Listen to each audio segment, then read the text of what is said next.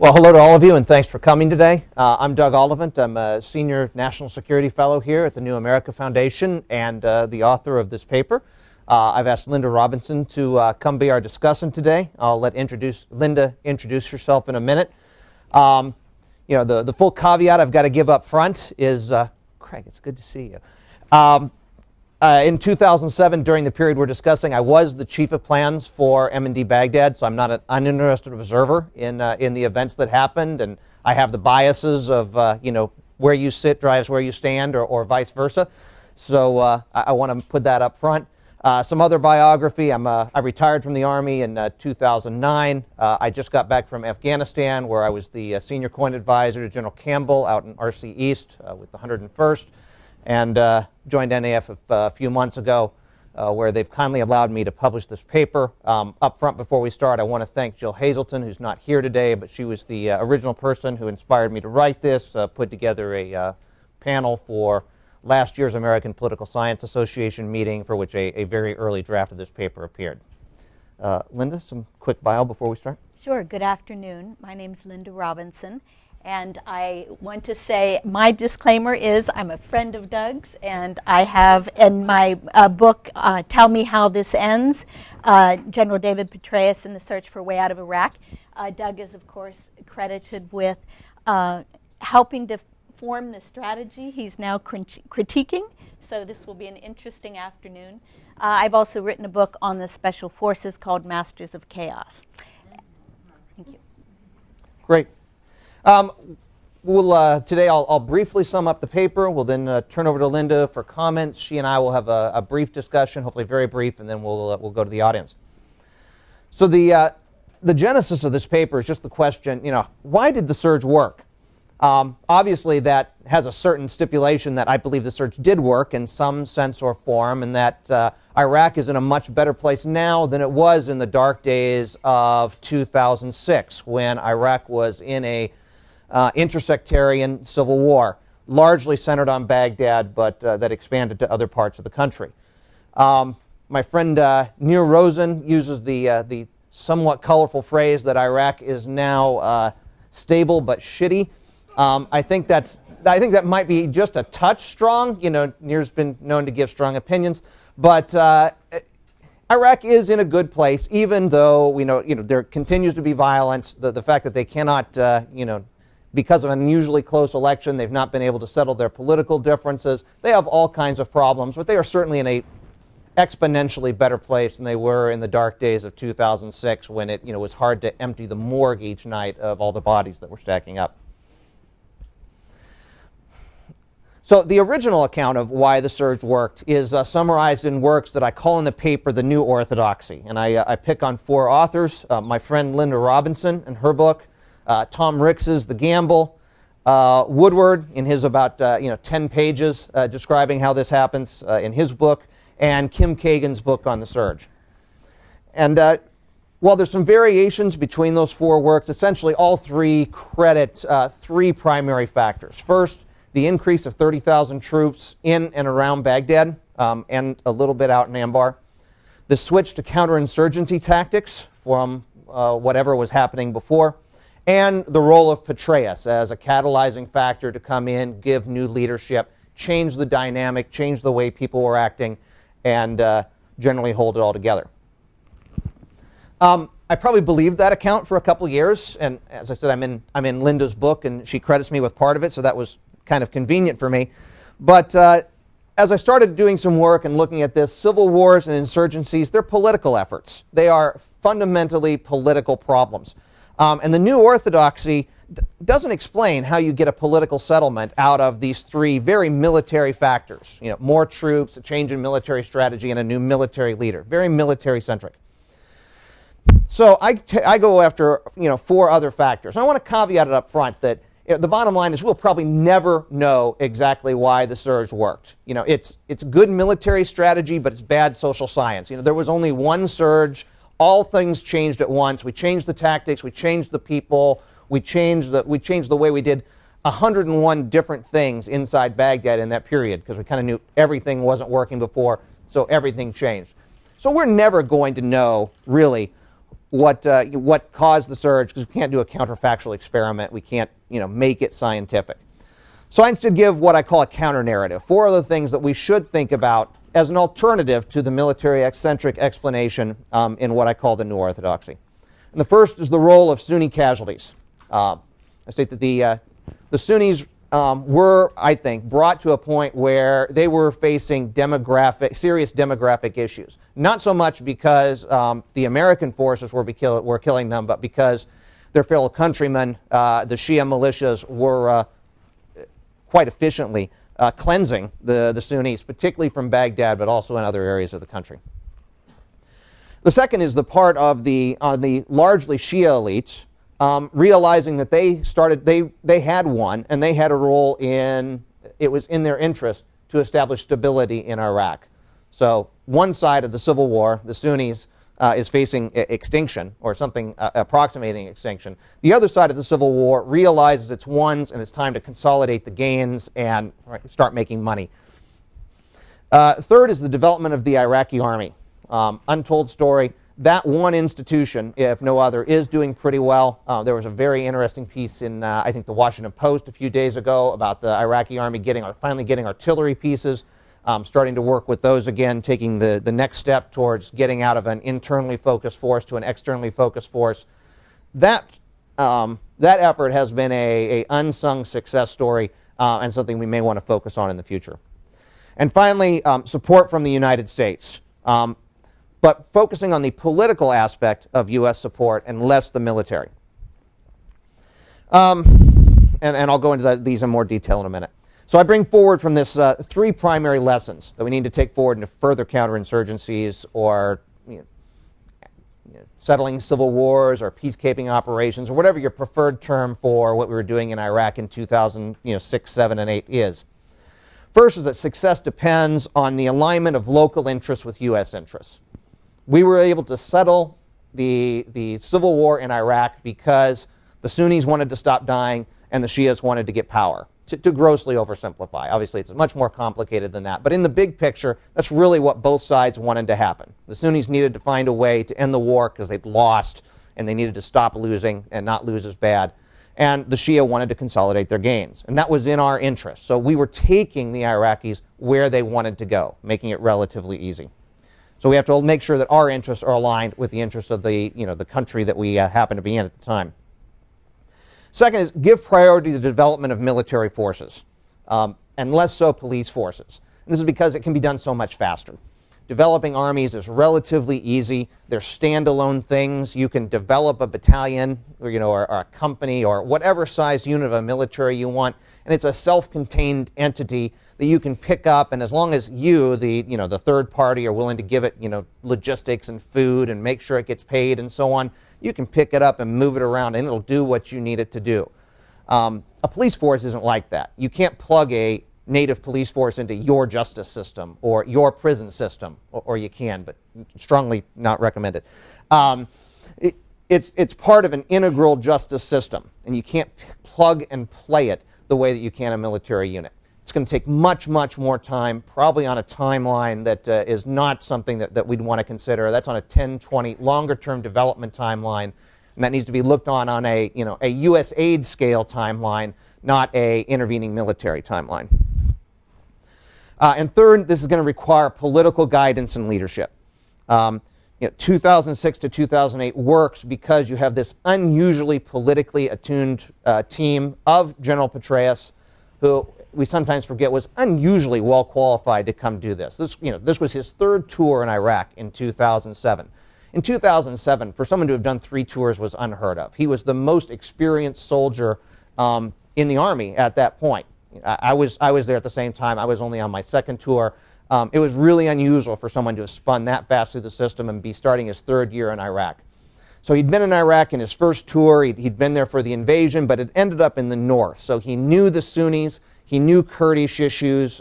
He knew Mosul. He knew all the drama that is Kirkuk. He really understood what was going on in the north.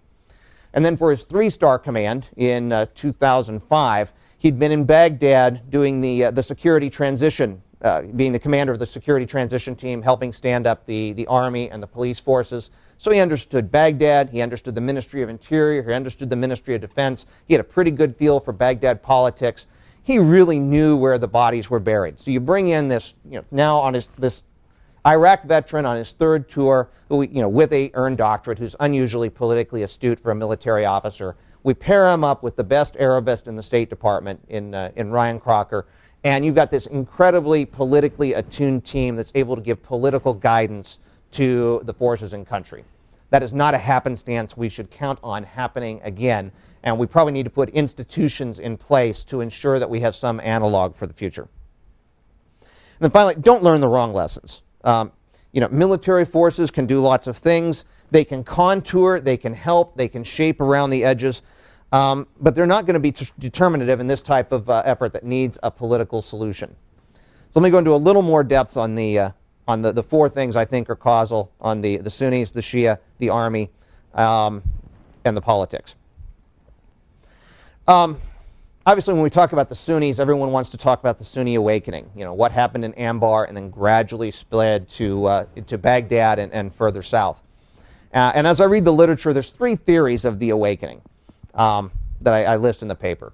The first theory is what I call the simplest one. It's simply that we paid the Sunni off. We bought the Sunni, we bought them as essentially a host army. So we spread lots of money around, and that made the Sunnis turn. And while it's true that we did give them a not inconsiderable amount of money, that's not a sufficient explanation. They didn't turn solely because of money. And for that matter, we'd been throwing money at them for a long time, and they'd not turned before. So we have to answer the question of why now? Why did this happen in 2006 and not several years earlier when we'd also been throwing money at them? So the second theory of why did the Sunnis turn? Why did they stop fighting in the Civil War, align themselves with the American forces? Is what I call the Al-Qaeda Overreach theory. This is General Petraeus' favorite theory. You'll hear David Kilcullen mention this. Essentially, it postulates that Al-Qaeda overreached. They came into the Sunni areas. They they started killing the traditional tribal structure. They insisted on marrying their way into the tribes against tribal customs. And most importantly, they tried to get the Sunnis to stop smoking because that's against Sharia law and all, or their interpretation of Sharia law. So in this explanation, the Sunnis realize that, no, these guys really aren't such a great deal after all, and they decide they need to turn to the Americans. There's probably some truth to that, and that probably made what eventually happened more politically palatable, but I don't buy that either. The third explanation is what I call a rational political one that I think is a more comprehensive explanation, which gets back to the demographic extinction theory I was mentioning earlier. Essentially, I believe the Sunnis started the Civil War in shortly after our invasion in the 2003-2004 time period. It then ramps up in 2005-2006 because they really believed they could win. Saddam Hussein had told this country that the Sunnis were the numerical majority. That was a lie, but that served his regime, and they believed it. And they also had, I think, what we would call a American Confederate belief, that any one Alabaman can whip two Yankees type of, so any one Sunni can whip two Shia. Wars have a way of clarifying information about the relative strength of the two sides. And as 2005 and then especially 2006 moved along, the Sunni began to realize that they were not a majority, they were not in a stronger place than the Shia were, and that they were losing, and in fact were about to lose very, very badly. So I think this initiates an internal dialogue that goes something like this. So okay, we're in a bad place. The Shia militias are killing us, and we need to find a way to settle and solve this civil war. But we're losing, and they're not interested in listening to us. They intend to continue consolidating their gains and really put us in a position of weakness. So we need to find a third-party champion to help us settle this civil war. How convenient. The Americans are sitting right here, 100,000 plus of them. They could be our champions and help settle the civil war. Oh wait, we've been shooting at the Americans for several years now, and they're not really fond of us, so they're probably not going to be inclined to help us solve our civil war. But wait, the Americans hate Al-Qaeda above all other things. So let's take Al-Qaeda, throw them under the bus. The Americans will be our new best friends. They will then help us settle our civil war with the Shia, and we can all live more or less happily ever after. Obviously, this is a popularized version of standard rational choice theory, James Fearon's theories of how wars are settled. But to my eye, anyway, it certainly explains what we saw breaking out. I was not in Anbar, but what we saw breaking out in places like Abu Ghraib, Adamiyah, and Amaria. Why did these settlements start to come about, and why did things change? So, Sunni turning. Second, just Shia consolidation. I'll just move briefly through this. It did start to eventually figure out that they had beaten the Sunni, that the Ba'ath were not coming back anytime soon, and the Shias realized that it was in their interest to stop the civil war, to become more pan-nationalists. Actually, then within the Shias, you have an interesting set of relationships where the majority Dawa party of Prime Minister Maliki effectively aligns with Iski and Badr, and they all go against the Sadrists and go crush them down in Basra, position themselves as a more nationalist group, make themselves appear a more neutral government to the Sunnis, assuage fears just a little bit, and put themselves in a position where they can move forward. Developing the army, my third point. I really don't need to go into too much more on that. That'd been a long focus. It's one of the positive stories, I think, of the otherwise American misadventure in much of the early days in Iraq. We started building the army early with first the Iraqi National Guard, or first the Iraqi Civil Defense Corps, and then the Iraqi National Guard, which transitioned to the Iraqi National Army. There are all kinds of people who actually did some very, very good work with this. General Dempsey and General Corelli in Baghdad with 1st Armored Division, 1st Cavalry Division. Paul Eaton, who came in early, then Major General, and set up what would be the predecessor to Minsticky, which was then handed off to General Petraeus and General Dempsey in turn. There are some really interesting things that, although there were certainly some interesting adventures in there and some things that didn't go well and lots of missing weapons, on the whole, that didn't go too bad, and is one of the things that we should highlight as maybe something we should continue to focus on and develop as a core competency. And finally, political support, focusing the American effort on political support. One of the subtitles in this paper, which I didn't write, one of my editors put in here, but which I think is a really cool subtitle, is political support from president to platoon. I think perhaps the most important thing that happened with the surge itself was not so much the 30,000 troops that came, but the unequivocal statement of support from President Bush. As I've said in comparison to some other presidential statements, when he gets up there and he makes his surge speech in December of 2007, you may like what he says, you may not like what he says, but you are not confused about what he just said. It was an unequivocal statement of support and allowed everyone in the region to start behaving knowing what the Americans were going to do and what their policy was for the foreseeable future. The Syrians knew what American policy was, the Turks knew what American policy was, the Iranians knew what our policy was, and all the players inside Iraq knew what our policy was until at least January 19th of 2009, and could behave rationally, understanding how we would then react to what they were doing, and understand that we weren't going to leave them. Then I think one of the few things that the military does really do to help is separate the parties. That's done in two ways. First, by interposing troops, literally building little mini fortresses on the fault lines between the Sunni and Shia insurgents, or warring parties, whatever you want to call them, to interpose an American force and make it harder for them to fight each other. And then I have several paragraphs on just the role of concrete. We put down concrete in Baghdad in 2007 like there was no tomorrow, and took a lot of heat for it at the time. But in retrospect, I think it was absolutely the right thing to do, despite it being compared to walls in Israel and Gaza and everything else it was compared to. We used it for three things. We put walls around the Sunni communities, because the Sunnis were the minority and they were getting killed there by Shia militias coming in. So we put big walls around all the Sunni communities, so at least they were safe there. It wasn't an optimal solution, but and they were ghettos, for lack of a better term, but it did keep them safe, and they stopped dying, or at least stopped dying in large numbers. The second thing we did was put concrete around the Shia public areas. The Shia were fine in their homes. They're the numerical majority. No one could really go get them there.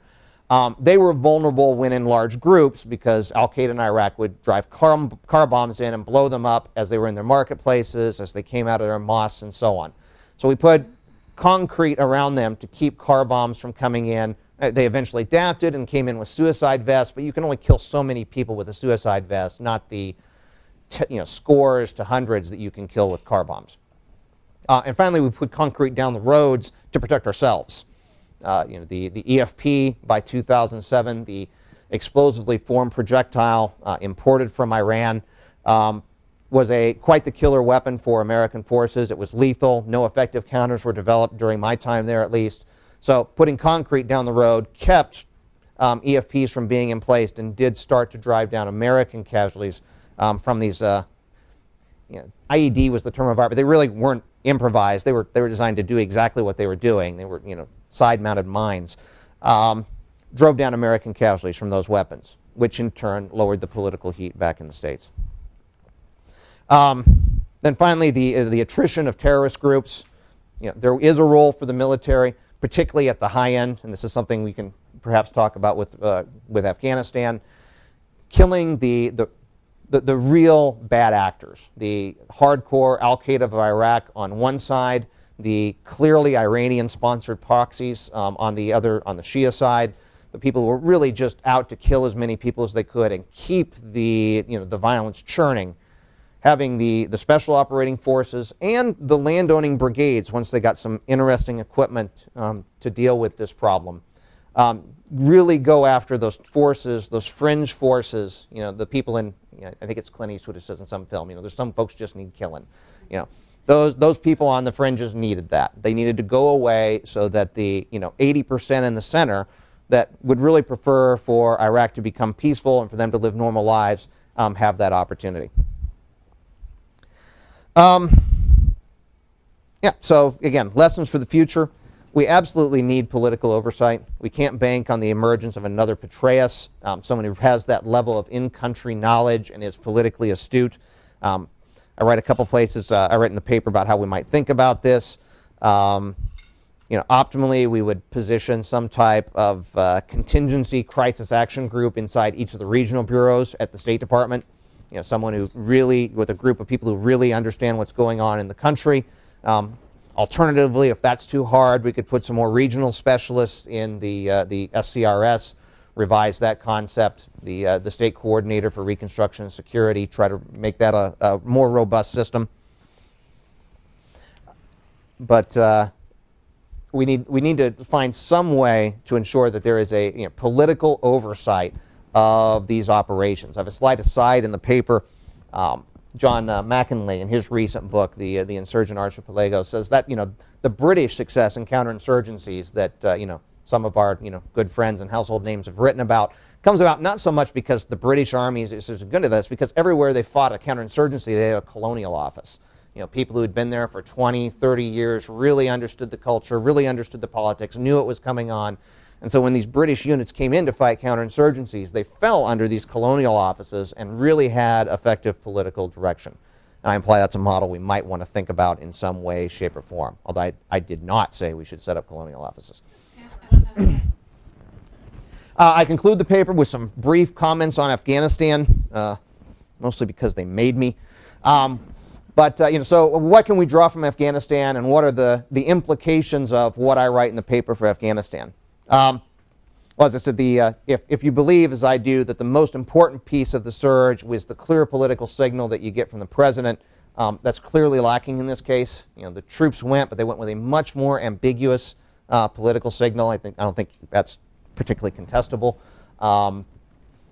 We're still, as you knew, we're still working out, as we saw in the speech a couple weeks ago, exactly what U.S. policy is, how determined are this, how much are we willing to spend, how long do we plan to be there.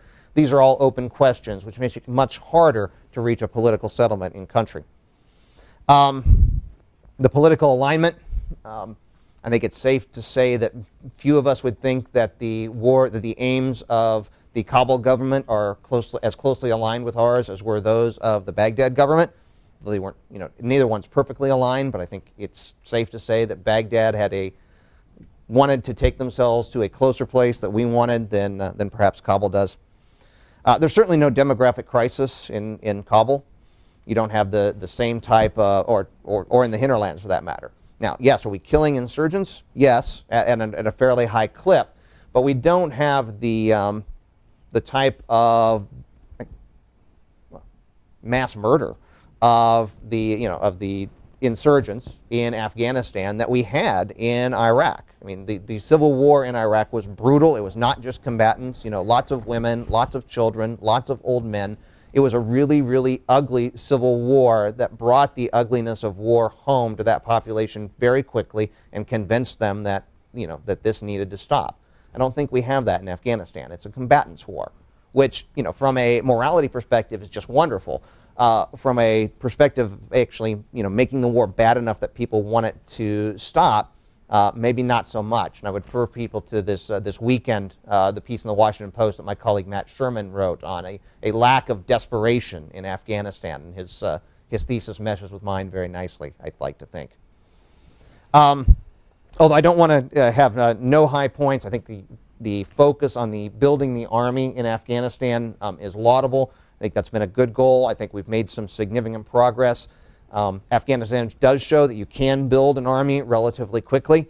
I think perhaps the lesser success with the police forces would continue to argue my point that those are much harder to build quickly, that they're going to lag, probably not by a factor of years, but by a factor of decades. It's slow to build a culture of policing. Outside the English and European world, mothers don't tell their kids to go find a policeman if you get lost. It will take a long time to build that type of culture in a lot of these countries. So that's my paper, and with that I'll go over to Linda for comments. Thanks, Doug, and thank you all for coming. I am very pleased to have a chance to participate in this discussion, and I think it is important for us to continue to write papers, books, and have a conversation about these years of war. I mean, this is our generation's, whether you want to call it Vietnam or World War II, but we've been engaged in a decade of war now, and I think that the country has to continue to excavate all of the lessons. So I salute Doug for taking this on literally after getting off the plane from Afghanistan. And what I thought I'd do is I'll note some points of convergence and divergence, because there are clearly some points of divergence with regard to our understanding of Iraq. But I think it's also important, and I'm sure in the discussion we'll broaden out into what does this mean for counterinsurgency in general, our understanding of the practice of it, and how we might be applying it in the future. And then inevitably some thoughts about Afghanistan, and I might touch on a couple of the points where I see lessons from Iraq for Afghanistan. I've written a chapter in a forthcoming book by Sam Brown that will eventually appear. But I think it's an important endeavor, and I think that my view is you tend to see what you look at. And it's very important when you set out to write, whether it's an article, a paper, or a book, be very conscious of the way in which you're framing it. And I'll describe a little bit about my approach to it. But there's a saying the military has adopted, which is the enemy has a vote, which means it's not just U.S. agency that's involved. In fact, the populations have a vote. I mean, countries surrounding have a vote. So I think it's very important for us to try to view the issue and view the wars from as many angles as possible. And I think the various books that have come out have done that. So those who are so inclined should read a lot of the books.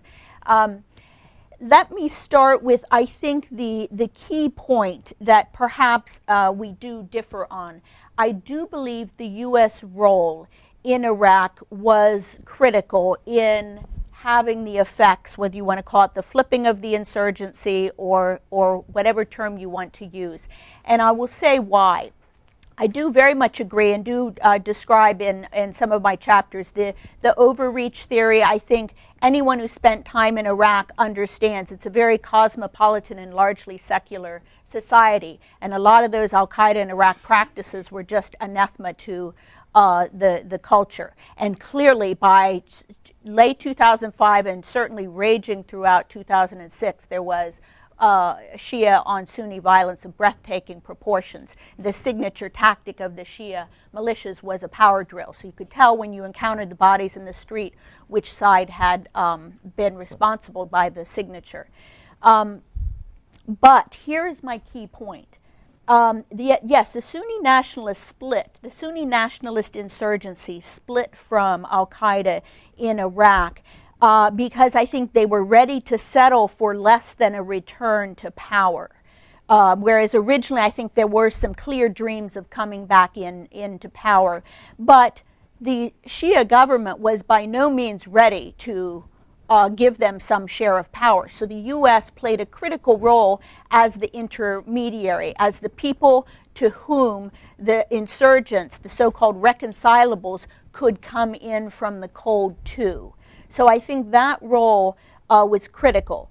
And then the role of Petraeus, I'll talk about in a minute, I think that was also critical. Now, of course, the problem was, and I'll just advance the story here a little bit, we didn't close the deal in my view. Yes, they came into the cold to the U.S. troops throughout Baghdad, greater Baghdad, the epicenter of the conflict, and previously in Anbar. And we should have a little footnote conversation about Anbar because as purely a Sunni area, it had a quite different dynamic and it wasn't viewed as strategic by Maliki. I mean, he cared about the areas of the country where the resources were and where the traditional centers of power in the mixed population was.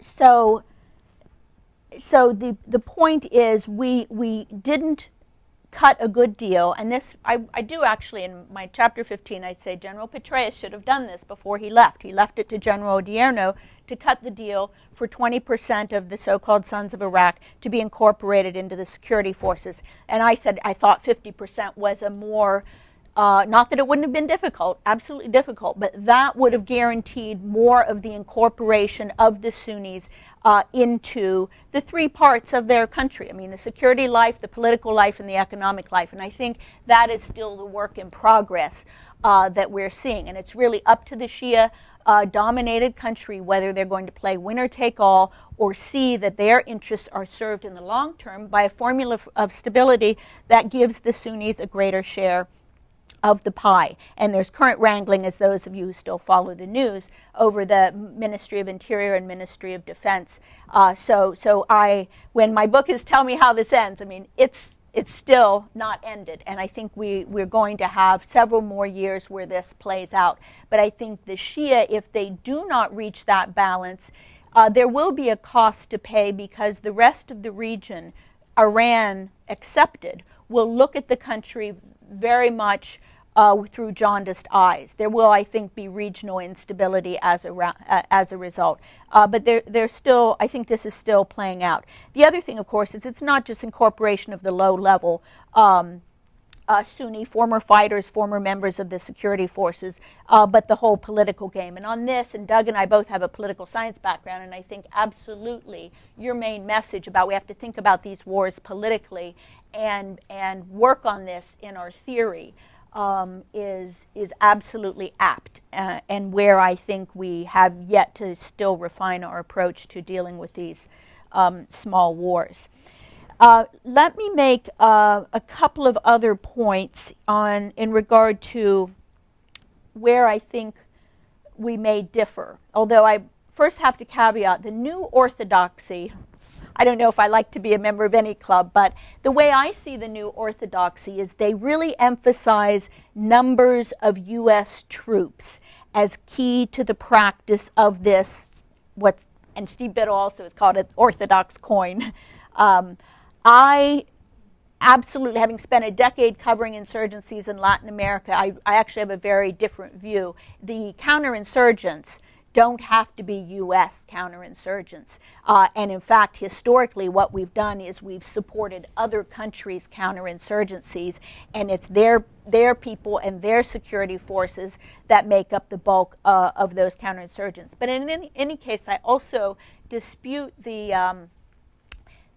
idea that it is only military action that is effective, and this idea of a ratio as being, today in the hearings, Senator Lindsey Graham said, well, there's a mathematical formula. Yikes.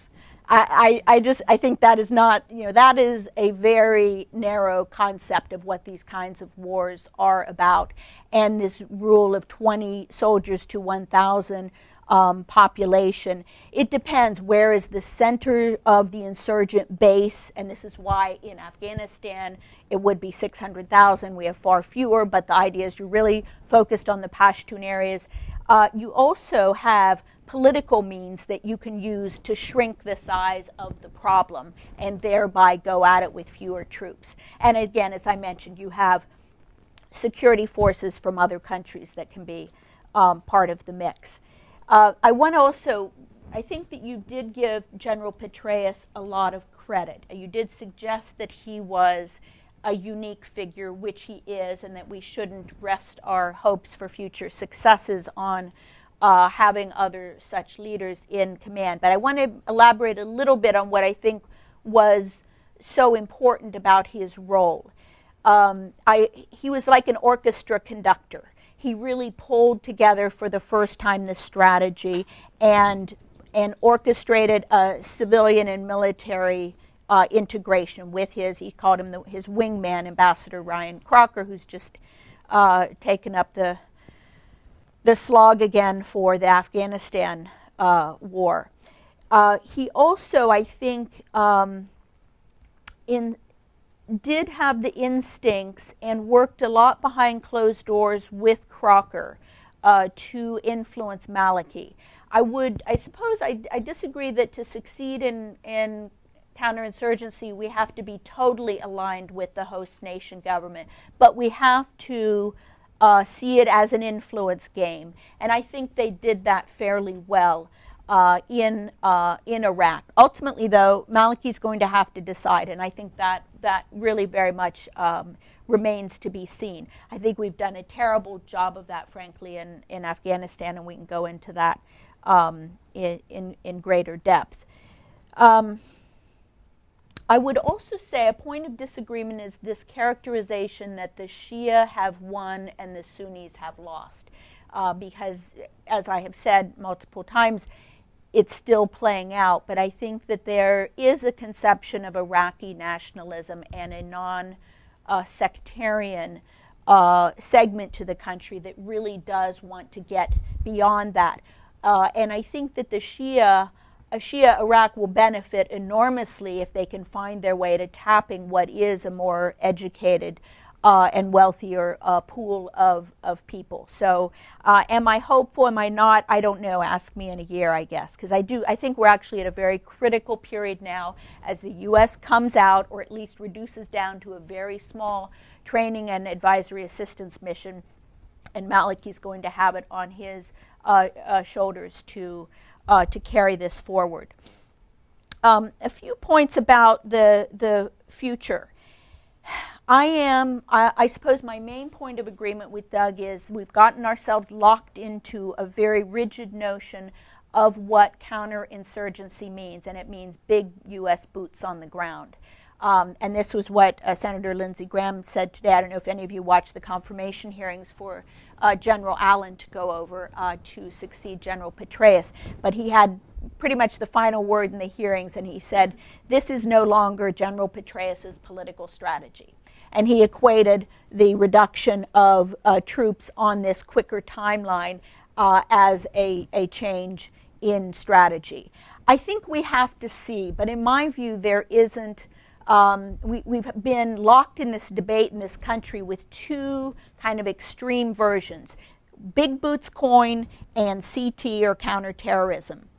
And as I mentioned before, and my career has been watching a lot of insurgency and counterinsurgency campaigns where other countries are fighting it with help from us, and over time they prevail. So I think that is the option that we're going to now be pursuing. I do not expect General Allen to give up and go for a counter-terrorism approach only. We'll be trying to conduct it. And I wrote a little op-ed in Bloomberg View the other day sketching out what I think will be the key components. And it is going to be the Afghans are going to be taking the lead militarily, economically, and diplomatically far sooner than envisioned. And we are going to have far fewer troops on the ground, but I think they'll still be employed in a dispersed fashion And then finally, we're going to see a ramping up of the political and diplomatic part of the strategy. So interestingly, I think we'll have a chance to see whether the political elements of COIN come to the fore.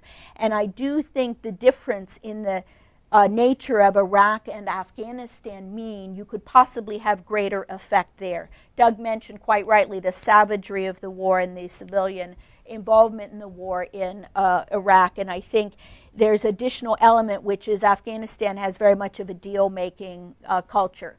And I think that a lot of these guys, the rank and file of the Taliban and up into certainly low-level, maybe mid-level commanders, they have very specific grievances that can be addressed through certain pacts, and I think also reforms. I think the key thing will be whether Karzai is willing to devolve some more power down to the local areas. And then, of course, as we know, there's the Pakistan factor, which is huge. And what I've been talking and writing and thinking about is how we address those specific Pakistani security concerns with regard to Afghanistan, not by agreeing to give them a voice and vote at the negotiating table and not by putting the Haqqanis in charge of eastern Afghanistan, but addressing the things that make them nervous. The longest undemarcated border in the world, the Indian activities there, which there could be greater transparency and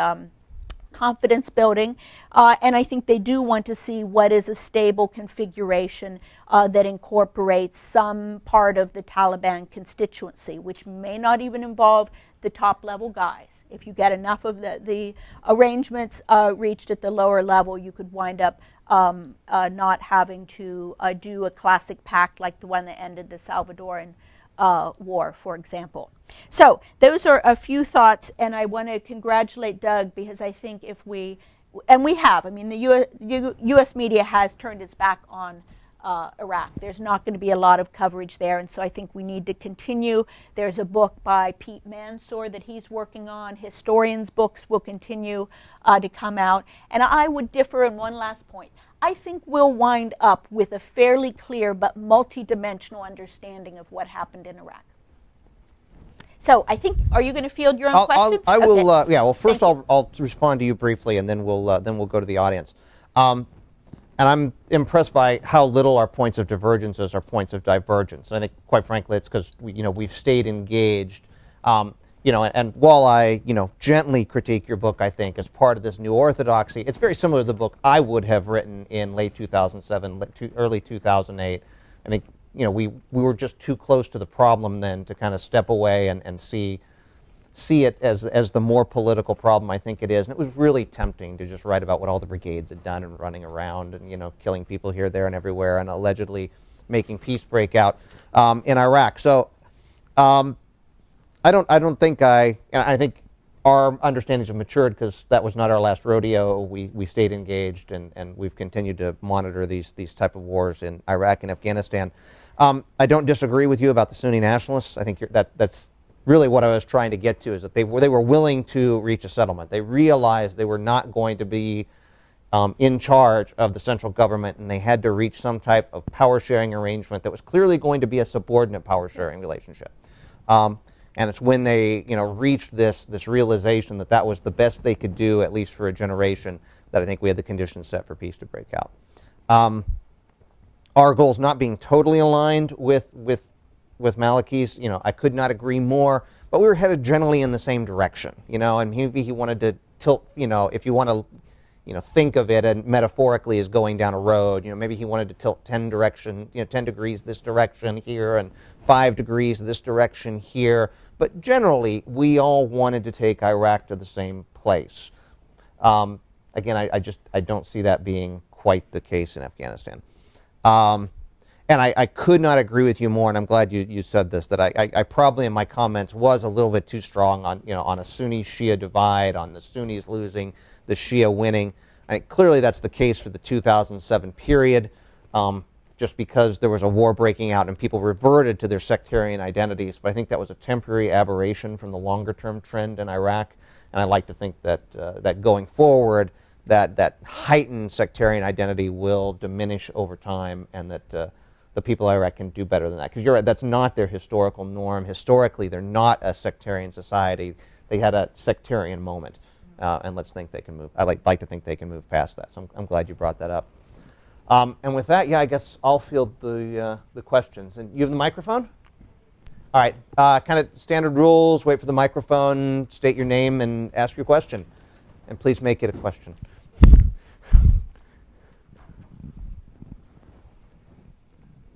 I'm Gareth Porter, Interpress Service. I'd like to ask you about your very interesting point in the paper about the decision by General Casey to decide, the decision to create a command, Iraqi command over the Iraqi military, whereas previously it had been, at least technically, under the command of the U.S. military in Iraq. You note in your footnote that you did not support that decision. And I wonder if you could tell us a little bit more about the context of that, what the arguments were back and forth, and when the decision exactly was made, if you can more precisely date it. That would have been late December of 2006. And the arguments were essentially the same one. The arguments are really clear. Do we want to vest the Iraqis in their own country, put them in charge of their own military, or are they still in a position where we need to have them in receivership, for lack of a better term? And I do credit General Casey for that decision. I mean, he gets a bad rep in a lot of counts. In many of the books, he's painted as the villain of the film, the guy who just didn't get it. And it was George Casey almost alone. I mean, as I recall, and it was a long time, I certainly remember that I was opposed, and I don't think I was alone. It was hard for me. I mean, I was a Army lieutenant colonel. It was hard for me to step out of that military box and see the political advantages that would accrue of making the Iraqis step up, putting them in charge, and letting them rise to the occasion of commanding their own army, which, by the way, they had a decades-old history of doing pretty well. So Casey saw that we'd reached a moment of maturity for the Iraqi forces where they were ready to command themselves, and absolutely insisted that we put it in place. I've got notes from that period. I can probably, if you're really curious, I could probably go over those with you at some point. So, but I don't remember where, for example, where General Phil or General Dearno stood on the question. I don't recall. Can I just jump onto this point to add one thing? Because in your paper, I think you de-emphasize perhaps a little bit the intensive mentoring that John Campbell did of Aboud Kambar in the Baghdad Operations Command. And I was out with him a lot and watched him. And of course, we had Bob Newman and then P.J. Dermer there. But it was very much, so it was kind of, I guess, the training wheels, and then the wheels came off, and then we were still there. But I think over time their planning ability increased, although I saw some not good examples of Iraqi military planning. It's not good examples of planning, but you had to work, and they were not incompetent. And this is essential. I mean, I guess this is why I'm saying small coin is, right? It's there, it's Afghan-led, it's Iraq-led coin, and we have to be more comfortable with letting them do it and pay for the consequences of whatever errors they commit. And I think this is the hubris that I would say the new orthodoxy is guilty of. Right here. David Witter, Institute for the Study of War. Extrapolating your experiences with Iraq to Afghanistan, can you talk a little bit about the prospects for civilian operations in RC East, given the differences in terrain, more rural areas, insurgent groups like the Haqqani Network that remain fairly lethal and opposed to any kind of political reconciliation, as well as the region's kind of historical distancing from the central government in Kabul, and how all of those dynamics affect stability in RC East?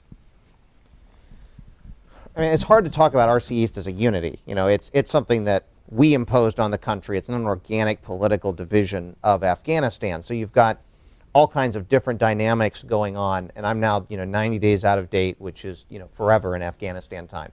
But in general, you've got peaceful provinces in the north that are essentially an adjunct of RC North. Parwan, Panjshir, Bamiyan, relatively peaceful, cooperative, ethnic groups that don't have a history of significant affiliation with the Taliban. I mean, you can vacation in Bamiyan. I mean, really, honest to God, you could go vacation in Bamiyan. People would look at you funny, but you could.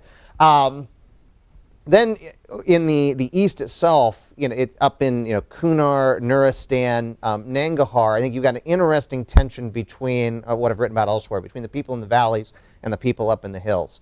The corridor from Asadabad to Jalalabad to Kabul running through Logman is actually doing quite well. There's commerce along there. Asadabad, despite being in the middle of a really, really bad neighborhood, has a lot of great things going on. They have public corruption trials going on there that are televised. They watch them like soap operas. It's a great thing. There's good economic development going on along that corridor. You have gas stations and markets popping up on the road that runs down the Kunar Valley. So, I mean, you accept that you've, certainly have an interesting governor in Nangarhar and Galatasaray. But, for the most part, that's going well. Now, when you start moving into the mountainous regions in Kunar and up in Nuristan, those are people who have no interest in being connected to Kabul. As Mullah Omar could take over Kabul tomorrow, and the people up in the Korangalis have no more interest in being associated with Kabul than they would before. They have their own thing going on up there, and they're happy with it. And trying to drag them into a centralized state, they're just decades away from being ready for that. And when you move to the south, you've got the Haqqanis closer to the border in Khost, particularly in Khost and particularly in Khost. I'm sorry? Paktika. And Paktika, thank you. Paktia. And Paktia, less so Paktika, and certainly in Paktia. Running those provinces fairly effectively. Nasty, nasty people, not much, the closest of the Taliban-affiliated groups to, an al-Qaeda type of ideology, responsible for most of the spectacular attacks that we see in Kabul and other cities. But then as you move through, I find the most interesting place there to be, Wardak, Logar, Ghazni, along Highway 1, the places that connect Kabul to Kandahar, and I've spoken on the record about this. I don't see, Kabul's fine, more or less. I mean, Kabul's in an Afghan good enough, kind of position on most days. And, we've spent a lot of resources down in Kandahar to effectively, suppress the insurgency by in some ways putting, such incredible force ratios on these insurgents that are good, force ratios good enough to transform Southeast DC, for instance. So, yeah, Kandahar is doing fine. Now, what happens when those force ratios disappear? That's a totally different question. But Highway 1 between Kabul and Kandahar is still a pretty dicey proposition. So, not having some type of accommodate, whether it's military force or political settlement or what have you on Highway 1 between those two, the two most important cities in Afghanistan, although I'm sure the people in, Maz or Herat would be horrified to hear that. But not connecting these two most important cities in Afghanistan, it's hard to see how you start creating a unity that way. And it strikes me that, that would be my general critique of the Petraeus strategy is, why didn't we focus on connecting these major cities sooner, put our efforts on not just fixing Kandahar, but, connecting Kandahar to Kabul, to its own entity out there. What does that buy us? Yeah, Ad, I think this is a good point to emphasize that we have to stop thinking of this as such a kinetic fight or as a primarily kinetic fight. And I would recommend Tom Barfield's recent book as an excellent overview of the political geography of Afghanistan. And while RC East may have been our creation, Khost, Jalalabad, and Kandahar are those historic regional power centers that I think we have to begin to fashion a settlement around. And I think that forgetting the N2K area is critical since we don't have that many forces and we don't have that much time, and it doesn't matter, as you say, ultimately in the political stabilization of Afghanistan, which is the way you deny its use as a safe haven in a more permanent fashion. All the way in the back?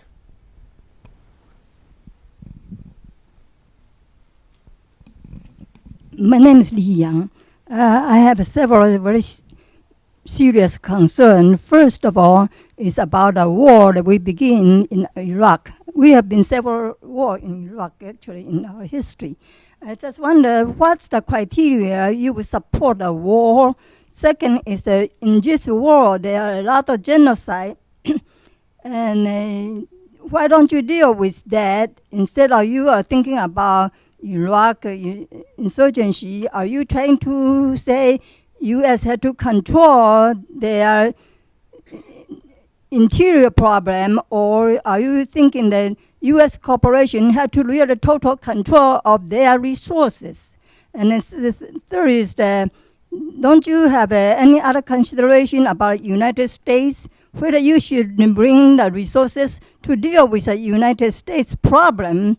I mean, social problem, political problem, election problem, all kind of fraud and all kind of poverty, homelessness, foreclosures. We should have our resources towards this area rather than divide our resources and okay, I think I attention. understand the question. Thank you. Yeah, that's a question that I think both Linda and I would bracket. You know, legitimately elected political authorities in the United States decided to engage in wars in Iraq and Afghanistan. Full stop. You know, and particularly during the period I'm writing about, I was a serving military officer, and you know, it's not certainly we certainly do not want a country in which the military starts questioning whether they like the wars that their politicians decide to engage in.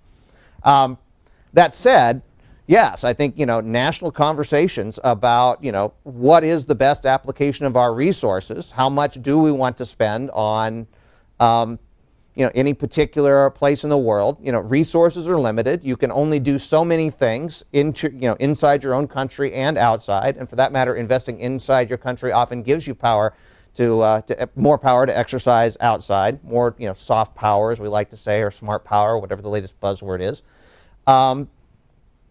So yes, we should have conversations about how do we want to apply scarce resources, and considerations of whether those resources could be better applied at home are certainly legitimate ones. You want to comment? I think that certainly the president's just decided we're not going to spend the kind of money we've been spending, and I think that is certainly a decision the majority of public opinion supports right now. I think that, as I've been emphasizing, I guess, I think the political settlement, but backed by continuing support to an Afghan-led counterinsurgency, is probably the way to get the best outcome. I guess my optic is, once we get involved in these places, we have a certain obligation not to leave the situation worse off than when we got there. But that does not say the original decision to go in was necessarily the correct one. And I think that the Afghan-Pakistan debate is, well, if we have these strategic interests in Pakistan, what are we doing with all the money and the troops in Afghanistan? And I guess this is a further argument in my mind for saying, let's get to a smaller footprint in Afghanistan and reach a political settlement that will provide stability there, because we do have a long-term problem in the shape of Pakistan, which we cannot go about, should not go about addressing militarily, but nor do I think we should necessarily be spending $7.5 billion in a full spectrum support. We're trying to achieve certain security decisions on the part of the Pakistani state and get them to start reforming their own internal system. I would just say, I think I'm a little more realist, and maybe a little less liberal than you on this. You know, I'm not a fan of counting sunk costs. And while I think that, you know, the interests of the people in the country that we, you know, happen to have intervened in are a consideration, that's not determinative. And there may come a time where we're spending too many resources to you know, to justify continuing to invest them in a country. I mean, I feel bad for, you know, lots of people in Afghanistan who may well be in a worse place as we start off-ramping our forces. That doesn't mean that I'm willing to, you know, spend, you know, a couple score of American lives every year to stay over to keep them there. Yeah. You know, these are hard choices, and there are no good ones. Right. Well, and without, I would just say the president has made very clear, as he says, the country he's interested in fixing is the U.S. So that is where we're headed. Yes. Yeah, here in the brownish shirt. Yes, thank you. Hi. Is that on? Can you hear me? Yeah. I can hear you. My name is Louis Palou. I'm an incoming U America fellow. I worked over 5 years in Kandahar. I'm a photographer. I covered the front lines, and I really like your paper. It's one of the freshest views that I've seen in a long time of the war. I would make a bold statement, say almost none of the tactics used in Iraq will work in Afghanistan, from what I've seen. And the question I want to pose is, it's about process, because we talk a lot about what has been written in the paper, but I want to know the process in terms of research, fact collection, how much field work was done, how much was academic sort of paper reports from other people, and how much of it was done through the eyes of only the U.S. military, and how much was it done either yourself or having researchers where places you could not go because there are places in Afghanistan that we can't get to for safety reasons. Just sort of if you can break that out for us, because I think that it's great to talk about these things, but if the facts are wrong, which I would read constantly on a daily basis from Kandahar, which really isn't a surge, it's don't lose. That's really what's going on right now. And that's why I really enjoy your paper. And if you could, that'd be great if you could. Yeah, happy to talk about this. This is, I'm the sole author of this paper. The Afghanistan pieces are very, very brief, and I make hand wave reference to this is how I think the lessons could come through. The Iraq pieces are taken from my own notes. I have pretty good journals from the 2007 pieces. I called the people who worked for me during that period, a couple of whom are in the room, and bounce these off the people I knew. But no, I make no. It is a very military-centric paper. That said, that's one of the consequences of this. I mean, if you want to find a English speaker who spent a lot of time talking with Iraqis on Iraqis on the street every day, type not green zone Iraqis, your options are near Rosen and near Rosen. There's not very many people who go out and physically, who are crazy enough to and have the Arabic to go out and physically do this. So no, it's hard. I cite Nir frequently. I think he's, despite the fact he's kind of toxic right now in this town, he is, the best source on, what really do people who live on the ground think when you go in their houses and see them at night and stay there a couple days. That's a great question. Thank you. Right here in the white. Hi, Eric Beister with Karis Associates.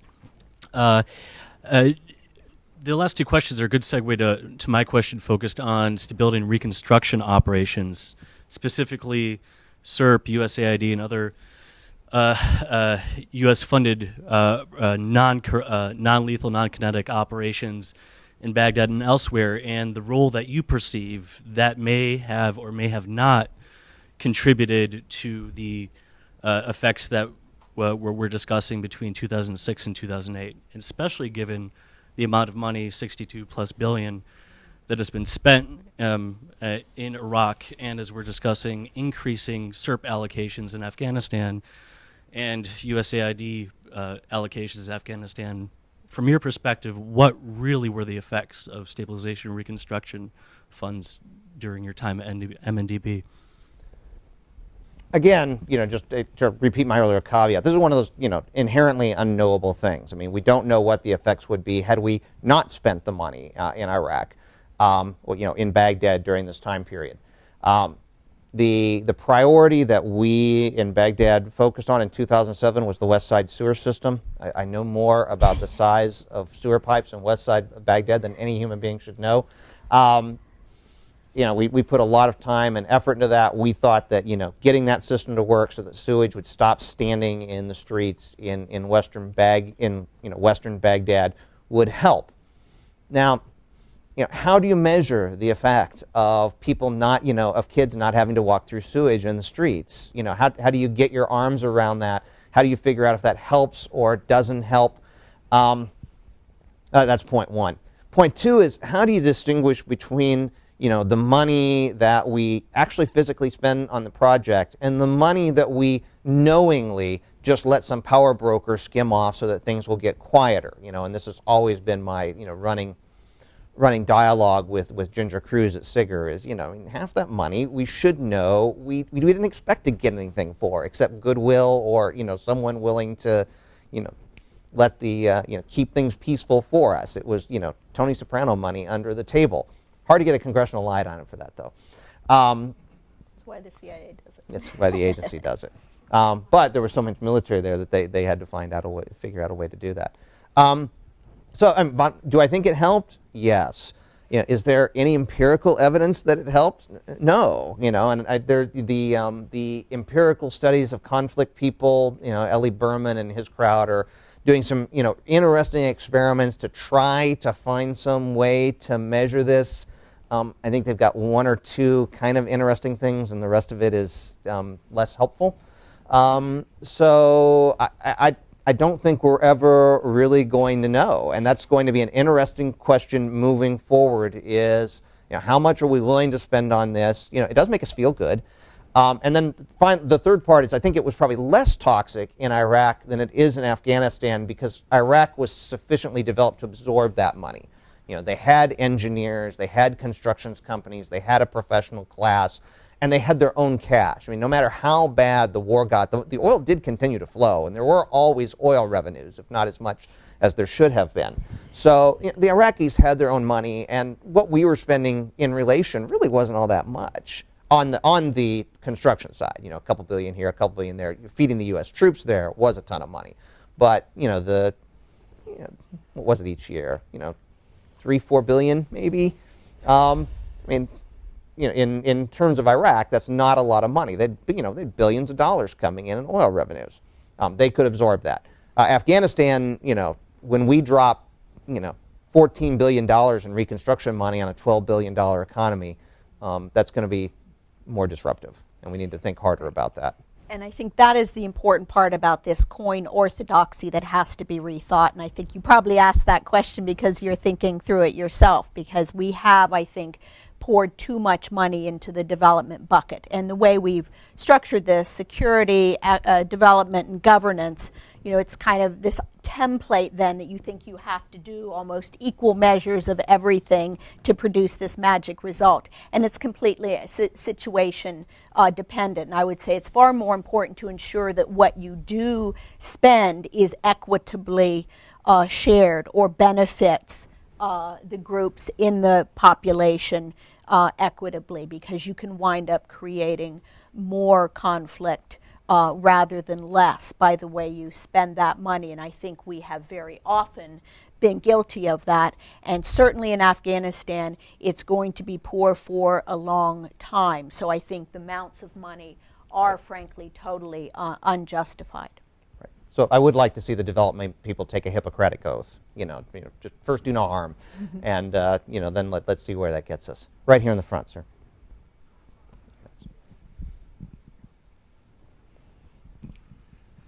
Yeah, Charlton, bestseller and manners. Thank you too coming. You talk about infrastructure. My question is this: you mentioned Iraq; they have human resources.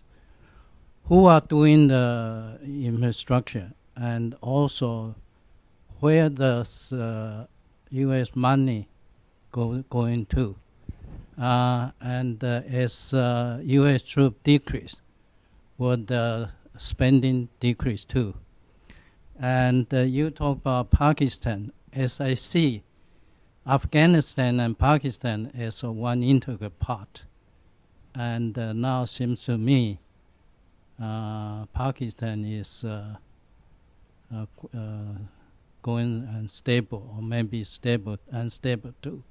What needs to be done with Pakistan? Well, I'm gonna punt on the Pakistan question because that would take us into another 2-hour session. But I'll talk briefly about the money. Again, I think that's one of the key differences between Iraq and Afghanistan. Is in Iraq, at least where I saw in the places it went, it was largely done by indigenous firms. The U.S. firms were doing the U.S. building. Don't make me wrong; they built their own bases. But when we started talking about doing the Iraqi sewer system, that was given over. That was Iraqi contractors, largely coordinated with the Iraqi government. They had engineers. They had people who knew how to do this. So that money did, at least to my recollection, in large part, go to Iraqi contractors. And then just in terms of the money, yes, absolutely. As U.S. forces leave, the amount of money that we spend in Iraq, but especially in Afghanistan, just cannot help but go down. It costs astronomical amounts of money to support U.S. forces in the field, particularly in Afghanistan, given it's landlocked and you have to drive the supplies through Pakistan or some even more undesirable route. Whereas, in Iraq, you just pull the boats in and push it straight up Highway 1 to Baghdad, and relatively speaking, it was very, very easy to supply forces in Iraq and much cheaper. So yes, as forces disappear from off-ramp from both these countries, we should see over the coming months, there should be fairly significant cost savings. Right here in the white. My name is Samar Chatterjee from Safe Foundation. I do think that I understand your focus is on the military operation, so I'll ask you a question, and maybe you were not aware of it, that the Sunnis finally deciding to side with the United States, and it was called Awakening, was also because of the Saudis. They would have been the main financier of Sunni insurgency, and their decision to push both Americans and their Sunni surrogates there to join together. And also you should have given some credit to Sadr.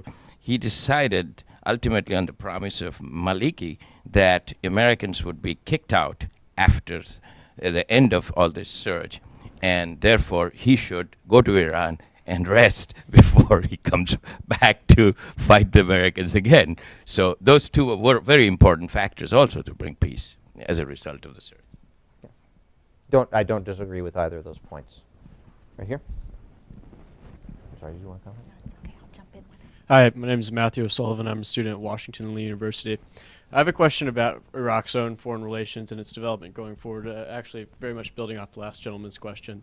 Of course, Saudi Arabia has sustained interest in Iraq. Iran has sustained interest, though those might be complicated by their own domestic problems. China just opened a new oil field in Iraq, the first one that it's done. And as the United States continues to disengage from Iraq politically, how do you foresee the Iraqi government managing and juggling those relations going forward, and how might that affect the country's stability? Well, I'm hopeful that we won't disengage politically, that as we disengage militarily, our level of political engagement remains relatively constant. But that said, Iraq's going to have some interesting days going forward. It's in the middle of a very interesting region. They share a border with Iran. As you said, the Saudis have interests, although, the Saudis do not have, last I checked, have they recognized Iraq's government yet? They have an embassy there? I don't think so. We used to think they'd be the first, and then all the other states would come, and now it appears they'll be the last Arab state to recognize Iraq. But no, there's a great game being played in the entire region, and particularly in Iraq, given the oil wealth, all kinds of people want to play. And I think it's incumbent, particularly on our diplomatic side, the State Department should be actively engaged in seeing that U.S. business has a role to play in the future of Iraq. That's our future ties with Iraq are going to be commercial, not military.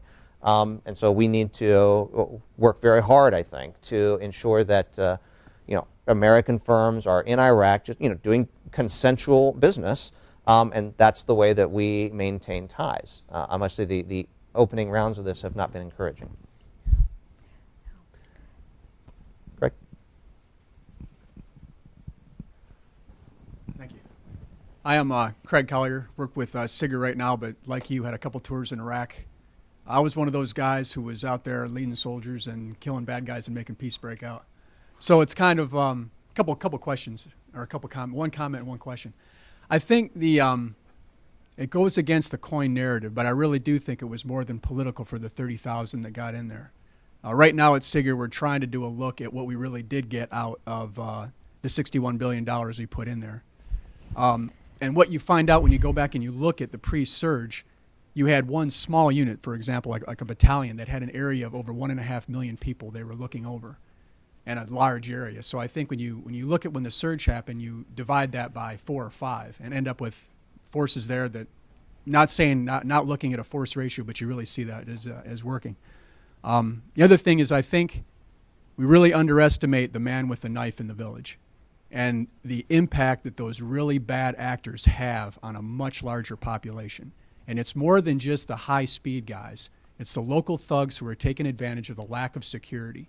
And so having us go in there and eliminate those guys allowed the markets to thrive, made the people want to believe in their government, and allowed businesses to be created. The other thing I'd like as Eric mentioned before, is that $62 billion spent kind of by omission. You didn't mention this in your article as like important at all. And I wondered if you think it was or it wasn't important for the stability of Iraq. Thank you. Yeah, I mean, I tried to walk a fine line in the paper, and if you read it, I think I do go to length to say that the role of the Americans in helping contour, to the political settlement was certainly important, and more troops helps you do that. There's no question about it. I'm just dubious. I'm dubious of the narrative that sending, battalions moving through the triangle of death and, conducting clearing operations down there was quite as determinative as some people say it was. I absolutely concur that, reducing the force ratio so that where you used to have a brigade, where you used to have a battalion, you now have a brigade.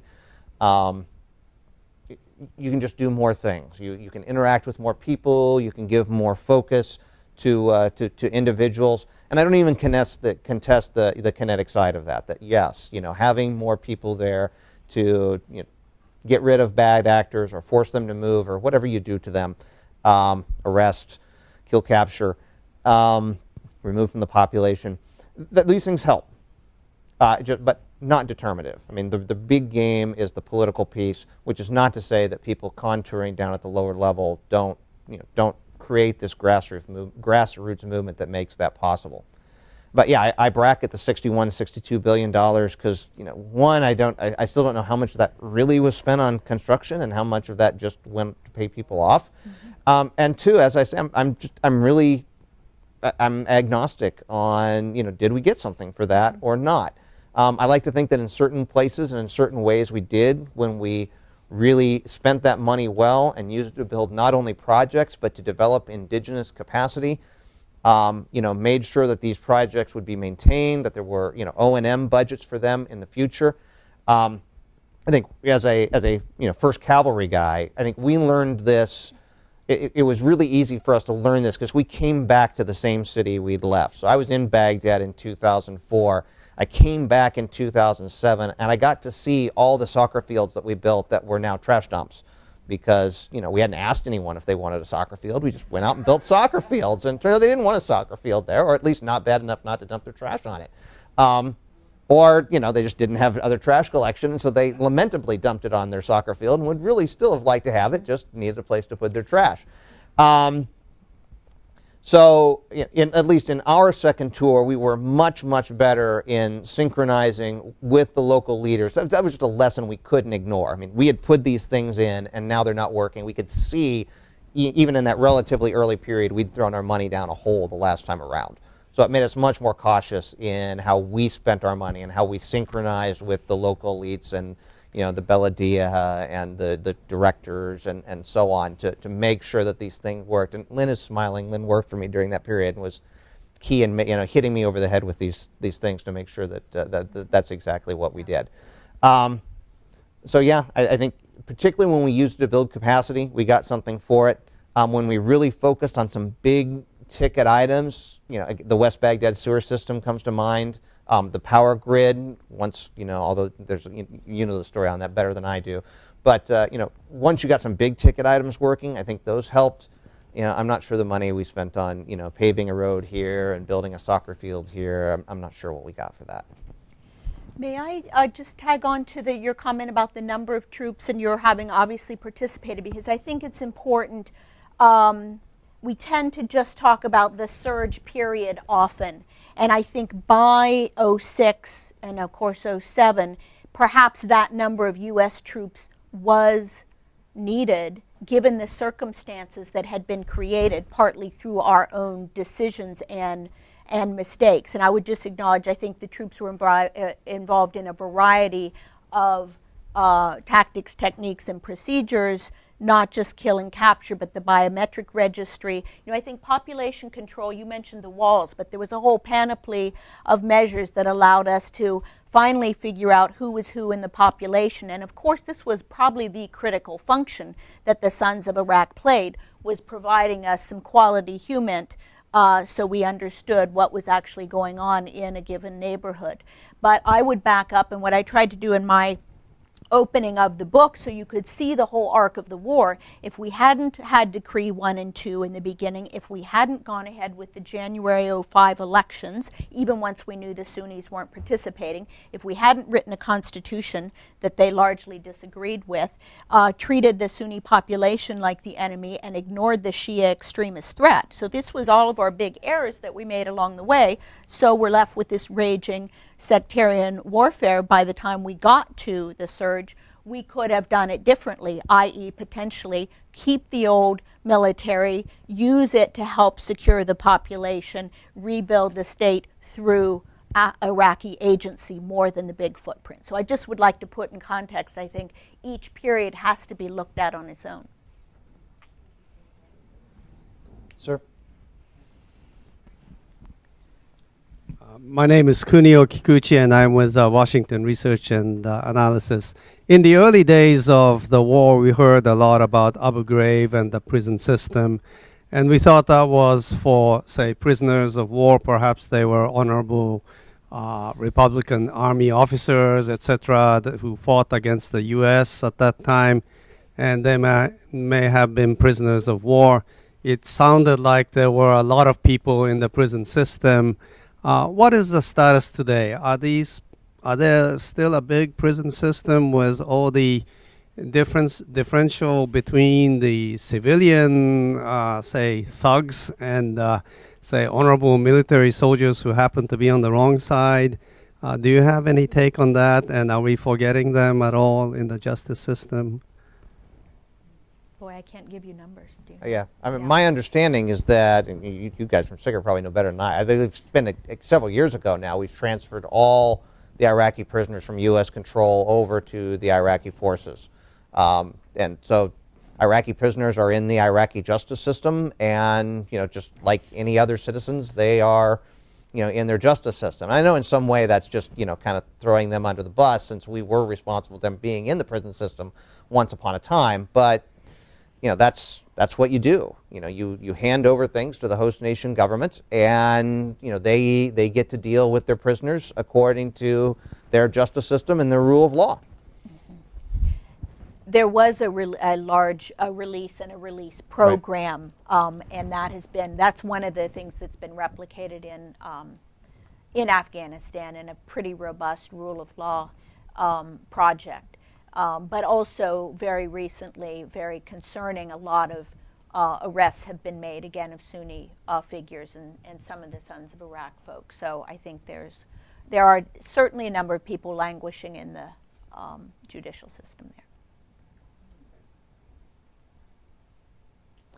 Any other questions? Oh, there's one gentleman far back.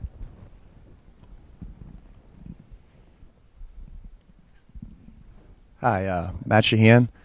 You spoke about not learning the wrong lessons, and that seems like something, especially early on in the insurgency, that we were particularly guilty of through our misuse of metrics or just using downright wrong metrics. So in your opinion, are there any kind of finite metrics that in an insurgency we can use to measure success and kind of use it, against the spectrum and using it to measure success? That's a really good question. I've been asked that a lot. Even now, someone asked, the best way I got asked the question once is someone's like, okay, yes, 2007, you're in the middle of it, you couldn't design metrics on the fly.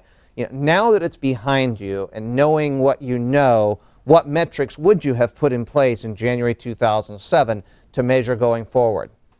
And even when the question is phrased that way, I don't have the foggiest idea.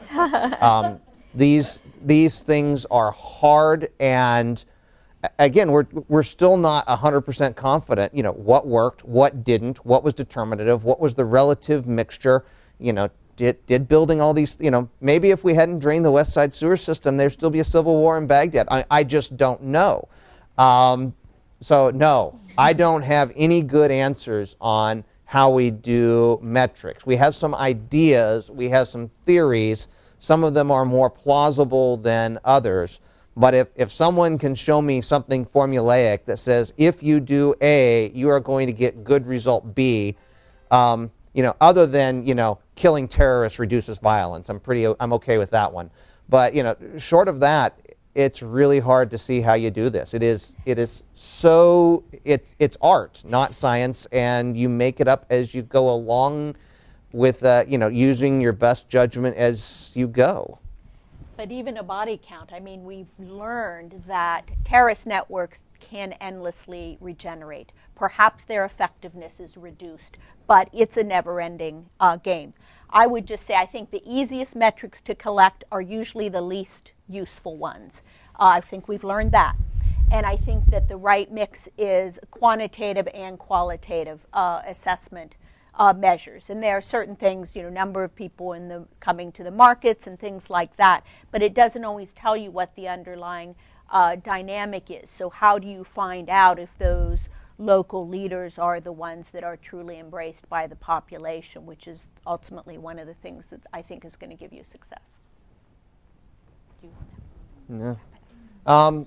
With that, I think that's our last word, and I want to thank everyone for coming out. I want to thank especially Linda for agreeing to discuss this and being quite cordial. Good paper. And thank you very much.